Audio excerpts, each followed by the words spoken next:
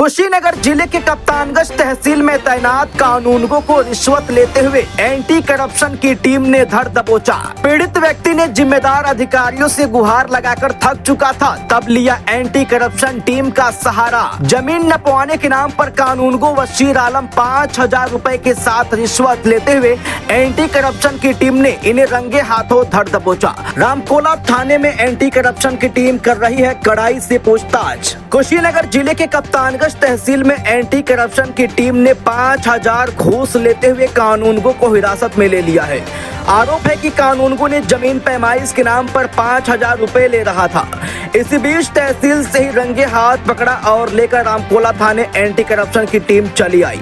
इस पूरे मामले पर जैसे ही लेखपाल संघ को पता चला तो थाने पहुंचकर विरोध करते हुए एंटी करप्शन टीम पर झूठी कहानी रचना व कानूनगो को फंसाने की बात कही। शिकायतकर्ता ब्रह्मदेव पांडे ने बताया कि यह दिल्ली में रहकर पुरोहित का काम करते हैं और अपनी एक जमीन की पैमाइश के लिए पिछले 1 साल से लेखपाल तथा कानूनगो के चक्कर लगा रहे हैं। पहले भी 18,000 रुपए कानूनगो को दिए थे, बावजूद इसके जमीन की पैमाइश नहीं की गई। बात करने पर हमेशा हिला हवाली किया जा रहा था। हार थक कर ब्रह्मदेव पांडे ने एंटी करप्शन टीम का सहारा लिया और टीम आज कप्तानगंज तहसील पहुंचकर 5,000 रुपए रिश्वत के साथ उक्त बशीर आलम को गिरफ्तार कर रामकोले थाने पर लेकर आई, जहां लेखपाल संघ ने इसका जबरदस्त विरोध किया और एंटी करप्शन टीम पर मनमानी करने का आरोप लगाने लगे। लेकिन एंटी करप्शन की टीम साक्ष्य और प्रमाणों के साथ आरोपी वजीर आलम के साथ कड़ाई से पूछताछ कर रही है। इस संदर्भ में लेखपालों ने जबरदस्त विरोध किया। सुनते हैं लेखपाल संघ की बातें। मैं लेखपाल संघ का पूर्व अध्यक्ष मुकुट बिहारी। क्या हुआ है मामला? जब पता चला है कि एंटी करप्शन वाले आए हैं तो हम लोग तुरंत पहुंचे हैं मौके पर, लेकिन पहुंचने से पहले एंटी करप्शन की टीम ने कानूनगो साहब को उठा लिया है ज़बरदस्ती।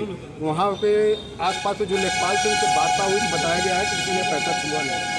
हम लोग कप्तानगंज से सीधे रामकोला थाने पाए हैं। अंदर जा करके एंटी करप्शन टीम से हमने बोला है कि मैं अपने स्टाफ से मिलना चाहता हूँ। उन्होंने अनुमति दी है।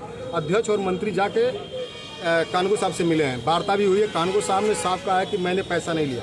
उन्होंने भी इनकार किया पैसा अगर नहीं लिया, लेकिन बात तो हुई है, मोबाइल पे रिकॉर्डिंग है, बात हुई है कि पैसा लेन देन का रिकॉर्डिंग हुआ है। तो हमने इस पर भी कहा है कि ये रिकॉर्डिंग का मालिक आप नहीं है, हमारा डीएम और एसडीएम। अगर रिकॉर्डिंग होता है तो हमारा डीएम या एसडीएम उसको पनिशमेंट देगा, सस्पेंड करेगा, जो करेगा। आप ज़बरदस्ती क्यों उठा लाए? तो उन्होंने संख्या बल उनकी, हम लोग 2 लोग थे, वो लगे हैं अंदर डराने धमकाने कि तुम हमको समझाओगे, तुम हमको बताओगे, इस टाइप के करके धमकाने लगे हैं लोग। लेकिन मेरे कानूनगो साहब बेकसूर, उन्होंने स्वयं कहा है कि और लड़का बैठा हुआ है जिसने पैसा लिया। अब प्राइवेट आदमी की गवाही अगर आप मानते हैं, वो कुछ भी कह सकता हो सकता उन लोगों को चढ़ा के लाए हो, उन्हीं का आदमी हो। थे जी। और वहाँ जब बैठे थे तो ये लोग आए, पांडे जी हैं, वो आए हैं, तो बहुत प्यार से पांडे जी कहें बैठिए, आइए। और तो कानूनगो साहब भी कहें आइए, पांडे जी बैठते हैं।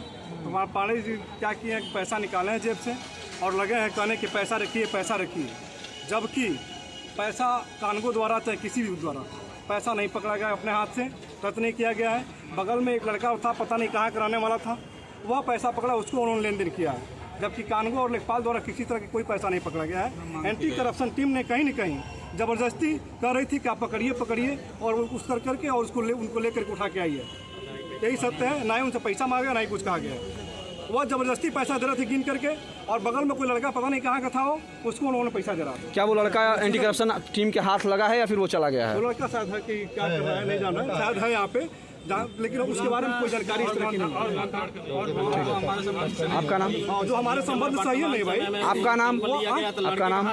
सुबोध है, ठीक है ना।